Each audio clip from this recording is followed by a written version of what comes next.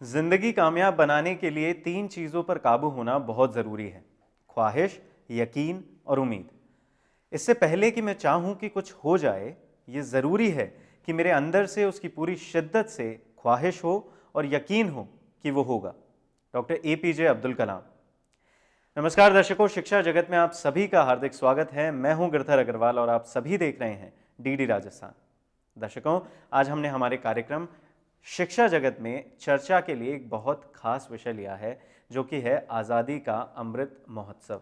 यानी कि इसमें हम चर्चा करेंगे रोल ऑफ मीडिया के बारे में, जो रही है आज़ादी के समय से लेके अभी तक, और क्या इसके फ्यूचर प्रोस्पेक्ट्स हम देखते हैं, क्या इसके फ्यूचर प्रोस्पेक्ट्स रहने वाले हैं, क्या ऐसी अपॉर्चुनिटीज़ हैं जो अवेलेबल हैं मीडिया के क्षेत्र में। और इसी पर चर्चा करने के लिए हमारे साथ एक खास शिक्षाविद मौजूद हैं, प्रोफेसर अमिताभ श्रीवास्तव जी। स्वागत है सर आपका। आभार। सबसे पहले हमारे दर्शक ये जानना चाहेंगे कि आज़ादी का जो अमृत महोत्सव है, जो एक जन आंदोलन के रूप में सामने आया है, तो it is an intensive country wide campaign जिसे हम कहेंगे, तो उसको हमारे प्रधानमंत्री श्री नरेंद्र मोदी साहब ने एक जन आंदोलन का नाम दिया है। और इसमें क्या मीडिया का रोल रहने वाला है, क्योंकि हर सेक्टर में हम देख रहे हैं कि कहीं ना कहीं इस अमृत महोत्सव को लिंक किया गया है। इससे हम लोकल लेवल से लेकर नेशनल लेवल तक हम हमारा कंट्रीब्यूशन चाहते हैं हर सेक्टर की तरफ से। तो मीडिया के क्षेत्र में किस तरीके से कंट्रीब्यूशन रहने वाला है सर? हाँ, मीडिया से मुझे लगता है कि बहुत ही गहरा नाता है, क्योंकि वास्तव में देखें तो मीडिया का भारत में जो विकास हुआ आज़ादी से पहले, वो भी एक जन आंदोलन के रूप में था। पहला हिंदी अखबार आता है उदंत मार्तंड, पंडित युगल किशोर शुक्ल कहते हैं, ये हिंदुस्तानियों के हित के हित होगा। उस समय उस तरह की बोली थी, हित हेतु की जगह हित शब्द, लेकिन भावना बहुत स्पष्ट है कि हमारे लिए इंटरेस्ट जो है वो भारतीयों का हित है। वो कमिटमेंट और फिर वो आंदोलन धीरे धीरे बढ़ता जाता है। हमारे पास महात्मा गांधी जैसा नेतृत्व होता है। और ये कहना बड़ा मुश्किल होता है कि ये पत्रकार पहले थे कि स्वतंत्रता सेनानी। चाहे आप महात्मा गांधी को देखिए, चाहे मदन मोहन मालवीय जी को देखिए, चाहे भूपेंद्र नाथ दत्त को देखिए, विवेकानंद जी के भाई युगांतर जैसे अखबार निकालते हैं और घोषणा करते हैं पहले अखबार में कि फिरंगीर कांचेर माथा, फिरंगी का कटा हुआ सिर चाहिए, अखबार के अंदर लिख रहे हैं। स्वराज जैसा अखबार, ऐसे ऐसे अखबार, इलाहाबाद का अखबार, और कह रहा है कि साहब वेतन जो है हमारी वो 2 सूखी रोटी मिलेगी, 1 गिलास ठंडा पानी, और हर संपादकीय के लिए 10 साल कैद। ये विज्ञापन निकल रहा है और लाइन लगी है संपादकों की, साहब हम और अखबार हुआ, यानी कुछ तो रजिस्ट्रेशन कराने गए और वहीं से जेल ले जाएंगे, और फिर भी रुक नहीं रहा है। मतलब माना यह गया कि अच्छा अखबार वो जो कितने कम दिन चले। सैनिक जैसे अखबार की झंझावात आते जाते हैं और अखबार टिका रहता है। मुख्य संपादक पूरा जीवन समझिए कि जेल में ही बिता रहा है, कृष्णदत्त पालीवाल जैसे व्यक्ति। और चला कौन रहे हैं? युवा, जो बाद में जैसे गायत्री परिवार के संस्थापक बने पंडित श्री राम शर्मा आचार्य। सरकार विरोध कर रही है तो दीवार पे अखबार जाके चिपका दे रहे हैं। वो कमिटमेंट जो आज़ादी के पहले था पत्रकारिता को लेकर के, इसने पत्रकारिता ने वास्तव में इस देश को बनाने में एक महत्वपूर्ण भूमिका निभाई। चाहे वो नरम दल कहिए, गरम दल कहिए, क्रांतिकारी कहिए, हर दल उत्तर से लेकर दक्षिण तक, पूरब से लेकर पश्चिम तक एक ही आवाज़ उठती थी। कोई पत्रकारिता जो है वो हमारे स्वतंत्रता सेनानी, उनके लिए वो जरिया था, अंतर नहीं था समाज सेवा का रूप, वो कमिटमेंट था। हुआ क्या कि आज़ादी के बाद स्थितियाँ थोड़ी बदली। एक तो समस्या ये आई कि अंग्रेज चले गए। अब मुश्किल ये कि वही सारे लोग जिनके सामने नेतृत्व किया वो स्वयं पत्रकार हैं, तो बचे पत्रकारों के लिए लगा कि भाई किया क्या जाए। तो ये कौन से स्मॉल चेंजेस आप देखते हैं कि उस समय जो आपने बताया हमें, उस समय का जो फेज़ था, जिस तरीके से आपने आज़ादी के समय की बात करी, और उसके बाद जो अब चेंजेस आपको लगते हैं कि ऐसे कंट्रीब्यूशन जो इस जन आंदोलन के थ्रू हम देखना चाहते हैं? मैं वही कह रहा हूँ कि जो अभी बदलाव आया, उसके बाद पहला एक दौर इस तरह का था कि उस समय थोड़ा समय ऐसा आया कि जिस समय हम किंग कर्तव्य विमूढ़ जैसी स्थिति पत्रकारिता के साथ आई, आज़ादी के ठीक बाद से आना शुरू हो गई, क्योंकि सारे नेतृत्व तो हमारा सत्ता में आ गया और वो समाज सेवा कर रहे हैं, उनके प्रति आस्था भी है, उनके प्रति सम्मान भी है, कोई गलत बात भी नहीं। अब पत्रकारिता क्या करे, कि पत्रकार स्वयं दोनों ही तरफ हैं। तो कुछ समय ये चीज़ लगी, धीरे धीरे स्थितियां बदलती गईं, आपातकाल आया, पत्रकारों ने कष्ट झेले, संकट झेला, और धीरे धीरे उनको समझ में आया नहीं, पत्रकारिता को समाज की आवाज़ बननी है। बिल्कुल। और वो समाज की आवाज़ बनने का जो जुनून था, वो आप देखें कि मैं नाम नहीं लूँगा, लेकिन तमाम आंदोलन चाहे भ्रष्टाचार के विरोध में रहे, वहाँ पत्रकारिता ने धीरे धीरे उसकी आज़ादी के बाद एक नई शुरुआत हुई, जो ग्रोथ ग्रेजुअली करते। और यहाँ पे मैं कहूँगा कि बाद में जो सामाजिक सरोकार हैं, उसके लिए खासतौर से दूरदर्शन और आकाशवाणी ने बड़ी भूमिका निभाई, क्योंकि वास्तव में जनता के साथ असल में जो शुरुआत हुई थी वो वहीं से हुई थी, जो उसकी उपज है वो वहीं से है, सबने उसी से सीखा है। बिल्कुल बिल्कुल। दूरदर्शन तो मैं कहूँगी कि मतलब जब यूनेस्को के सहयोग से शुरुआत हुआ तो शिक्षा इसका आधार था कि हम सरोकारों से जुड़े हुए थे, हम पूरी तरह से। और साइट का प्रोजेक्ट था कि उसमें जनसंख्या नियंत्रण 1975 में जो ये मकसद था, ये रहा कि धीरे धीरे, क्योंकि तकनीक थी, इतना हमारे पास साधन नहीं था। डॉक्टर कलाम का मुझे याद आता है, डॉक्टर कलाम के जो गुरु थे विक्रम साराभाई जी, उनसे कहा गया कि साहब आकाशवाणी या दूरदर्शन, उन्होंने कहा कि हमको दूरदर्शन पर भी ध्यान दें, क्योंकि छलांग लगाना बहुत ज़रूरी है कि हम ये तो पुरानी तकनीक के आधार पर चलते चलें या दूरदर्शन के माध्यम से एक छलांग लगाएं। और ये विकास की जो छलांग है, इसमें दूरदर्शन ने जो पत्रकारिता की और लोगों तक पहुंचा, सरोकारों को लेकर के पहुंचा, मुद्दों को लेकर पहुंचा, ये बहुत बड़ी बात थी। और आज शायद हमें बाहर पता नहीं चलता, लेकिन अंदर अंदर उनकी जो जानकारियां हैं, आज भी उनके साथ उनकी एक निष्ठा जुड़ी हुई है। किसान खेती कर रहा है तो साथ में वो रेडियो सुन रहा है, मन की बात सुन रहा है, कभी कुछ सुन रहा है, कृषि के समय उसके पास, उसको लग रहा है कि डिफरेंट मीडियम हो गए, लेकिन अभी भी आस्था, उसका वो कनेक्शन है, वो दूरदर्शन वो कनेक्शन है, बिल्कुल के साथ वो जुड़ा हुआ है। और ये जो चीज़ है, और सोशल मीडिया आने के बाद मुझे लगता है कि और ये सारे माध्यम एक दूसरे से, लोग कहते हैं कि लड़ाई है, प्रिंट रहेगा, इलेक्ट्रॉनिक रहेगा, वेब रहेगा, मुझे लगता है ऐसा नहीं है, कि हर माध्यम एक दूसरे को पोषित कर रहा है, कि जो माध्यम, बिल्कुल। तो आज़ादी का अमृत महोत्सव, आप देखिए कि यही कंटेंट आपका दूरदर्शन में प्रसारित होगा और वही डिजिटल के जरिए डिसेमिनेट आएगा होगा सोशल मीडिया। तो इस हर माध्यम एक दूसरे का पूरक है। और आज के दिन युवा पीढ़ी ने, हो सकता है कि आज आप बड़े नाम, पहले शायद गिनती में 10 नाम आप गिन लेते थे पत्रकारों के तौर पे, आज ऐसा नहीं है, लेकिन 1 लाख नाम है और सब छोटा छोटा कंट्रीब्यूशन कर रहे हैं और सब पत्रकारिता कर रहे हैं। तो ये अपने आप में मुझे लगता है कि अहम है, और ये योगदान तकनीक की दृष्टि से हमारे नीति नियंताओं ने जो किया, उस दृष्टि से मुझे लगता है कुछ इसमें अहम है। बहुत कुछ किया जाना बाकी है, मैंने ऐसा नहीं कहूँगा कि सब कुछ किया जा चुका है, लेकिन मैं आश्वस्त हूँ कि हम सही दिशा में जा रहे हैं। बिल्कुल। तो प्रोफेसर साहब ने बताया कि हम सही दिशा में हैं, जिस हिसाब से ये 75 वर्ष बीते हैं, ये बहुत सही साबित हुए हैं मीडिया के क्षेत्र के लिए। मीडिया ने बहुत ही ज़्यादा एक अहम भूमिका निभाई है। अगर हम इस जन आंदोलन को देखें, जिस हिसाब से मीडिया का कंट्रीब्यूशन है, वो काफ़ी सहज है और वो काफ़ी हद तक हमारे जो भारतवर्ष जो है हमारा, उसके लिए कारगर साबित होगा। सर, मुझे आपने बताया कि आगे जो है वो होना बहुत कुछ बाकी है, तो ऐसी कौन सी चीज़ें हैं जो आप पर्सनल लेवल पे देखते हैं, जो आपको लगता है कि उसमें बदलाव आने ज़रूरी है? मुझे लगता है कि सबसे बड़ी बात तो ये कि नई पीढ़ी को जो पुराना इतिहास था, एक कड़ी बीच में कुछ टूट सी गई है, वो जोड़ना जरूरी है रोचक ढंग से। और आज़ादी का अमृत महोत्सव जैसी चीज़ें बहुत अहम है।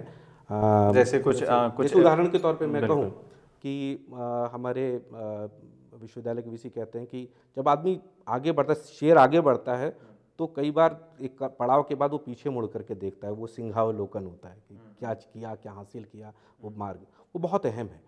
और आज के दिन भी देखिए कि मुझे जैसे लगता है कि मान लीजिए मिसाल के तौर पे सोशल मीडिया को ही ले लीजिए, हुआ ये कि एक कुछ चैम्बर से बन गए, है ना, कि आज के दिन हम दूसरे से संवाद नहीं कर रहे हैं, अपना ही ग्रुप बना है, एक खास विचारधारा, आप एक खास सोच, और वो लोग आपस में ही चर्चा कर रहे हैं, उसके ऊपर नहीं निकल पा रहे हैं, और दूसरे के लिए, हाँ, इको चैम्बर्स टाइप के बने हुए हैं, और संवाद की जो जिसकी ज़रूरत रहती है, वो चीज़ कम होती जा रही है। और अपने ही विचार को अपने ही लोगों के बीच में बात कहना, वहाँ तक रह गया। तो संचार जो बहुत मूल आधार है वो धीरे धीरे थोड़ा सा छीज रहा है। संस्कृति को लेकर के मैं कहूँ, राष्ट्र को लेकर के कहूँ, ये जो सरोकार थे, और इसमें मैं नहीं कहता हूँ कि नई पीढ़ी की गलती है, गलती शायद पुरानी पीढ़ी और हम लोगों की गलती है कि हम उतने शायद रोचक ढंग से। तो आपके कहने का मतलब कनेक्शन जो टूटा है वो इस बीच में टूटा है कि सही क्या है गलत क्या है, इस चीज़ की ट्रांसपेरेंसी खत्म हो रही है, या आपका क्या कहना है इस चीज़? मैं ट्रांसपेरेंसी तो नहीं कहूँगा, कि शायद जिस भाषा में, जिस शैली में नई पीढ़ी समझना चाहती है मीडिया के जरिए, वो हम नहीं कह पा रहे हैं, क्योंकि शैलियाँ बदलती रही हैं। एक समय में कहानियों के जरिए बात होती थी, विक्रम बेताल की कहानियों के जरिए बात होती थी। नई पीढ़ी का तो सर नई पीढ़ी का एंटरटेनमेंट, उनका जो टेक्नोलॉजी के कुछ अलग तरह का साइकोलॉजिकल इफेक्ट भी होते हैं। अब पहले आप उम्मीद करते थे कि वो अगर हम आज बच्चे से कहें कि आप पूरे पूरे संपादकीय पढ़िए, नहीं पढ़ेगा वो, क्योंकि ढाई सेकंड का उसका, उन दोनों में अंतर कहीं ना कहीं हो चुका है। तो उसको किस तरीके से मुझे लगता है कि ये एक संघर्ष बहुत लंबे समय तक से चलता चला आ रहा है कि एक पीढ़ी कहती है कि साहब इन्फॉर्मेशन जरूरी है और नई पीढ़ी कहती है साहब मनोरंजन जरूरी है। अब हमको इंफोटेनमेंट के बारे में सोचना ही पड़ेगा, ये इसके अलावा कोई रास्ता है नहीं कि एक एम्बेडेड चीज़। और वास्तव में मनोरंजन में दिक्कत क्या है? किसान जब श्रम करता है, श्रम करते करते भी तो गीत गा सकता है ना, और काम करते करते अगर आनंद हो और काम उससे आनंदमयी बन जाए तो क्या बुराई है? तो इसी तरह से अच्छा, नए मीडिया ने कुछ हद तक दिया कि आप जब देखिए कि आप मेट्रो में ट्रैवल कर रहे हैं तो साथ कान में ईयरफोन लगा है, तो शायद वो अलग से एक समय था कि 9 से 10 हम सीरियल देखेंगे, वो समय ख़त्म हो चुका है। 10 से सुबह 1 घंटा अखबार पढ़ेंगे, वो समय मैं नहीं कह रहा हूँ कि सबके लिए ख़त्म हो चुका है, लेकिन शायद नई पीढ़ी को उसके लिए आकर्षित नहीं किया जा सकता है। लेकिन ट्वीट्स के जरिए उसको टुकड़ों में, कुछ अंश में रोचक बनाना, ये शायद मीडिया एजुकेशन की जिम्मेदारी है और हम लोग प्रयास कर रहे हैं इस दिशा में। तो वक्त हो चला है कुछ खास स्टूडेंट से रूबरू होने का, जिनसे हम ये जानेंगे कि वो क्या सोचते हैं, और ये अभी जो है नए चेहरे हैं मीडिया के क्षेत्र में जो हमें बताएंगे। ये first year, second year, third year, final year के छात्र छात्राएं हैं, जिनसे हम ये जानना चाहेंगे कि उनको क्या लगता है कि किस तरीके से मीडिया ने जो है ग्रो किया है। आइए चलते हैं।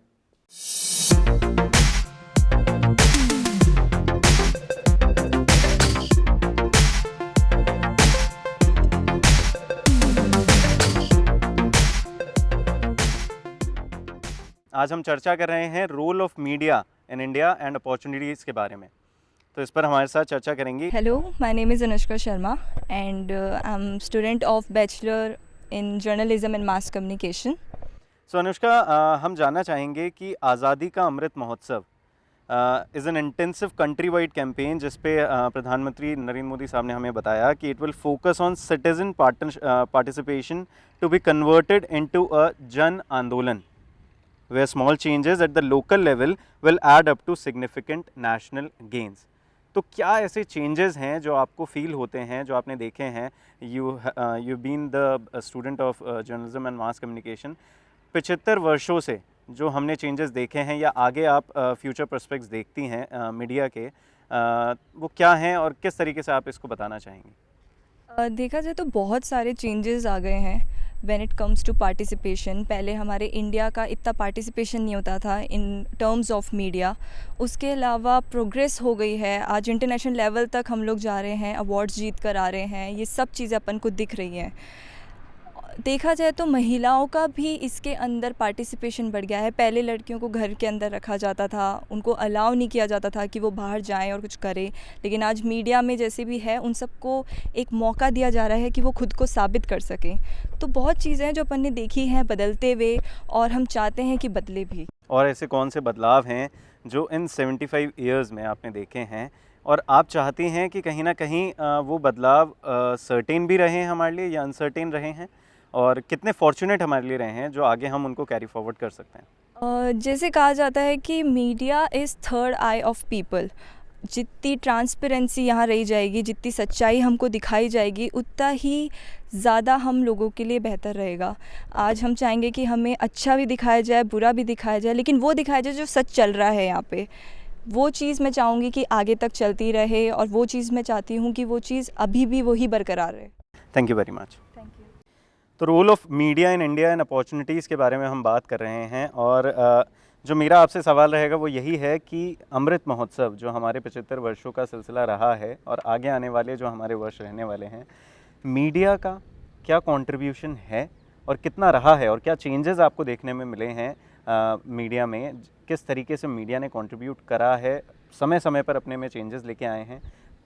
मेरा नाम आदित्य कुमावत है, मैं जर्नलिज्म और मास कम्युनिकेशन कर रहा हूँ। मैं I am in 3rd year और मीडिया का काफ़ी ज़्यादा रोल रहा है इन 75 ईयर्स के अंदर। और उसी में टेलीविज़न सेक्टर्स के अंदर जैसे कि पहले सिर्फ एक दूरदर्शन होता था जो कि न्यूज़ वगैरह बताते थे या उनके बारे के अंदर हमें बताते कि ये चल रहा है, बट नहीं। और अभी इस टाइम के अंदर काफ़ी सारे न्यूज़ चैनल्स आगे आए हैं और बहुत सारे टेक्नोलॉजी के साथ भी आए, इन्होंने काफ़ी ज़्यादा एम्प्लॉयमेंट भी जनरेट किया है और इन 75 ईयर्स के अंदर काफ़ी ज़्यादा ग्रोथ हुई है मीडिया इंडस्ट्री की वजह से भी।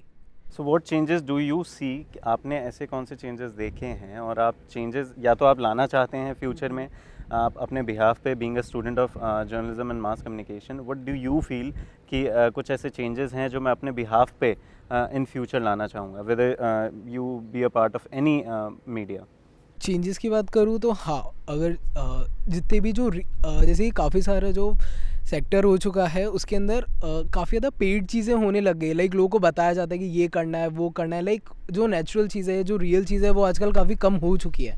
तो उसी को लेके कि अगर जर्नलिज्म के आगे सेक्टर में जाता हूँ तो मैं चाहूँगा कि जो भी सच्चाई है वो सामने आए, ना कि जिस चीज़ के लिए मेरे को बोला जा रहा है कि ये ही बोलना है वो ना बोले। Okay, so thank you very much Aditya, it was a nice talk. हाँ, तो रूपकथा आप बताइए कि किस तरीके से मीडिया का जो है कंट्रीब्यूशन रहा है पिछले 75 वर्षों से और आगे आने वाले समय में क्या प्रोस्पेक्ट्स आप देखती हैं मीडिया की तरफ से जो कंट्रीब्यूशन रहेगा कंट्री में, प्लीज़ हमें बताएं। हमने देखा था जो फर्स्ट फिल्म था हमारा राजा हरिश्चंद्र, वो पहली तौर से ब्लैक एंड वाइट था। फिर उसको उस पे वो it was not a talkie film, it was a silent film and बहुत फास्ट फॉरवर्ड में बहुत टाइम लैप्स के साथ था। जी, मेरा नाम महेश शर्मा है। मैं अभी फ़िलहाल 2nd year bachelors in journalism and mass communication का स्टूडेंट हूँ। अगर हम बात करें मीडिया की तो इन 75 सालों में क्वांटिटी और क्वालिटी दोनों में बड़ा फ़र्क आया है। हमारे पास ज़्यादा क्वालिटी आ गई है, ज़्यादा क्वांटिटी भी हर फील्ड में, एडिटिंग हो, रिपोर्टिंग हो, जो भी मीडिया की फील्ड्स हैं, फिल्म्स हैं, मैगजीन्स, न्यूज़पेपर्स, सब में बहुत ऑप्शंस आ गए और क्वालिटी भी इम्प्रूव हो गई है। और अगर पब्लिसिटी की बात करें तो एडवर्टाइजमेंट आजकल काफ़ी हमें देखने को मिलते हैं हर फॉर्म में। आजकल जैसे सोशल मीडिया काफ़ी एक्टिव है, लोग उसे अपना प्राइमरी सोर्स मानते हैं। तो सोशल मीडिया पर हम देखते हैं कि बहुत सारे एड्स रन होते हैं हमारे लाइक्स डिसलाइक्स के ऊपर, और वो एक तरह से हमारा ओपिनियन बनाए रखते हैं कि एक चीज़ के बारे में। एक ही एक तरह के पोस्ट, एक ही एक तरह के स्टोरीज़ वो हमें देखने को मिलती है, तो उस कारण हमारा ओपिनियन एक तरफा हो जाता है ज़्यादातर। तो सभी स्टूडेंट से जानकारी हासिल करने के बाद बहुत अच्छी जो है इन लोगों ने हमारे साथ जानकारी साझा करी, जिसमें हमने ये जाना कि इनके क्या व्यूज़ हैं, जो हमारा यूथ है वो क्या सोचता है जन आंदोलन के बारे में, कितने सीरियस हैं ये लोग। क्योंकि इंफोटेनमेंट की अगर हम बात करें तो हम इन्हीं से रिलेटेड जो हैं मुद्दों पर, बच्चों से रिलेटेड, यूथ से रिलेटेड ही मुद्दों पर बात करने वाले हैं।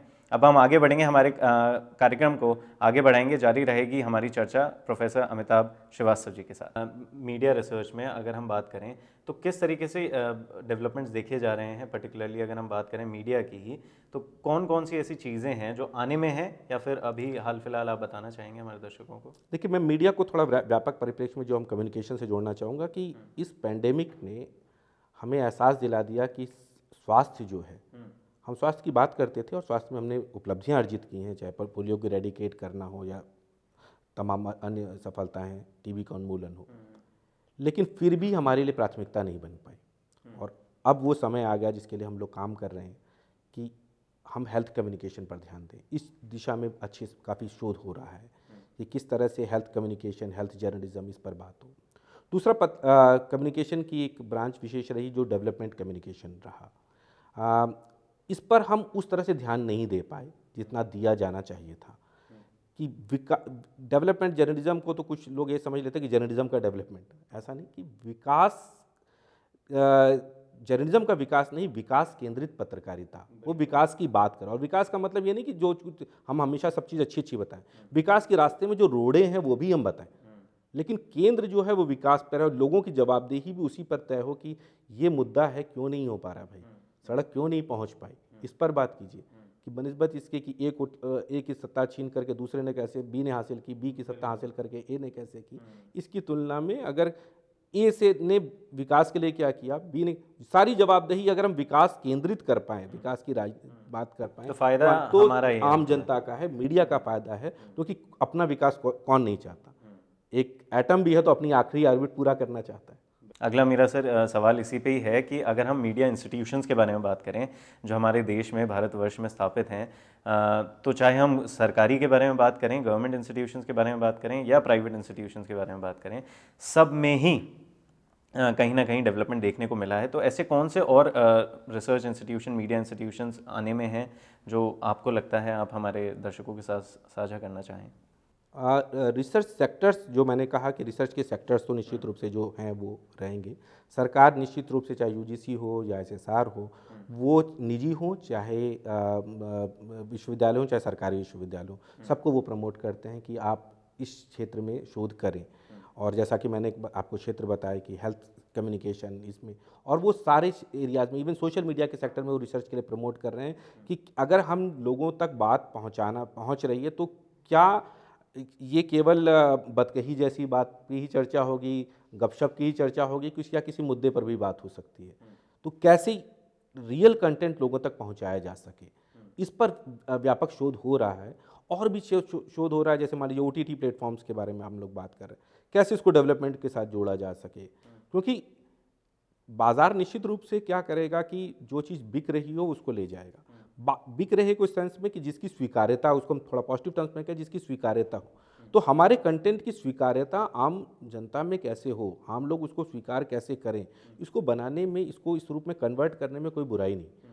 और ये सब बहुत ज़रूरी है कि हमारे पास सूचनाओं का अंबार है, सूचनाएं मुश्किल नहीं है, सूचनाओं को जल्दी पहुंचाना पहले चुनौती थी, अब चुनौती नहीं है। आप जानते हैं कि टेक्नोलॉजी ने फ्रैक्शंस ऑफ द सेकंड में वो चीज़ें पहुंचा दे रही है। तो अब क्या है, अब content is the king. Content पे शोध हो रहा है, कंटेंट बेहतर ढंग से कैसे लिखा जाए, स्क्रिप्टिंग कैसे हो, रिसर्च कैसे हो, वो कम्युनिकेट कैसे किया जाए, और ज़्यादा रोचक कैसे बनाया जाए, इस पर ज़्यादा काम करने की ज़रूरत है। ठीक है सर, एक चीज़ कही जाती है, अगर हम इंडिपेंडेंट इंडिया की बात करें, इंडिपेंडेंट मीडिया की बात करें, जो हमारे 1947 के बाद से देखा गया है कि हमारी मीडिया ने जो रोल निभाया है, बुलवॉक फॉर डेमोक्रेसी जिसे कहते हैं, वॉल फॉर डेमोक्रेसी कहा जाता है। यानी कि जो अभी हमारी कंट्री की अगर हम बात करें तो शायद 138वां स्थान होगा 180 में से, अगर हम इंडिपेंडेंट मीडिया की बात कर रहे हैं, जबकि इसे एक वॉल, एक प्रोटेक्शन माना जाता है डेमोक्रेसी के लिए।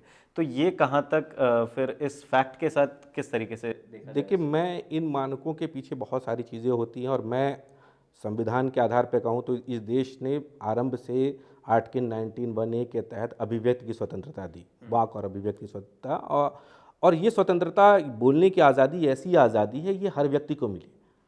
और इसने ये आज़ादी ऐसा नहीं रख दिया कि आप पत्रकार हैं, हम पत्रकार हैं, तो किसी 2 या 3 लोगों के तक सीमित है। इसने सबको ये बराबर आज़ादी दी।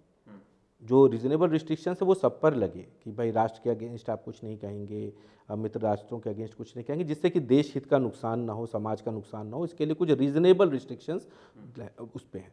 ये डे 1 से दिया जा रहा है, क्योंकि मतलब हमारा संविधान जब बना तो इसके साथ बना, हम उस मानक पर खड़े। आज देखिए, सोशल मीडिया ये आज़ादी सबके लिए है।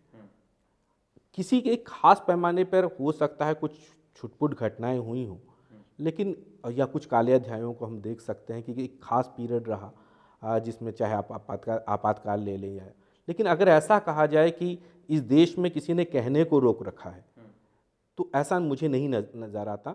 ये हो सकता है कि मुद्दे व्यापारिक कारणों से, व्यावसायिक कारणों से, देखिए 1000 आदमी, दो चीज़ें होती हैं। या तो एक मान लिया जाए कि कोई एक अमुक व्यक्ति है जिसके पास सब कुछ पता है और सारी बातें वो अकेले कहेगा कि मुझको जो पता है, प्रोफेसर अमिताभ श्रीवास्तव ही जो बोलेंगे वो पूरा सच होगा, और ऐसा संभव नहीं है।